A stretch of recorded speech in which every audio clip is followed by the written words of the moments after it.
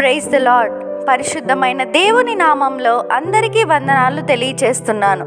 ఈ అమూల్యమైన దినము కొరకు ప్రభు అయిన దేవుడు పరిశుద్ధ గ్రంథంలో నుండి మన కొరకు ఇచ్చిన వాగ్దానం యోహాను సువార్త 3వ అధ్యాయం 33-34 వచనాలు. ఆయన సాక్ష్యము అంగీకరించిన వాడు దేవుడు సత్యవంతుడను మాటకు ముద్ర వేసి ఉన్నాడు. ఏలయనగా దేవుడు తాను పంపిన వానికి కొలత లేకుండా ఆత్మ అనుగ్రహించును గనుక ఆయన దేవుని మాటలే పలుకును. Amen.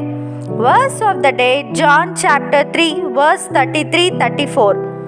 Whoever has accepted it has certified that God is truthful. For the one whom God has sent speaks the words of God, for God gives the Spirit without limit. Amen.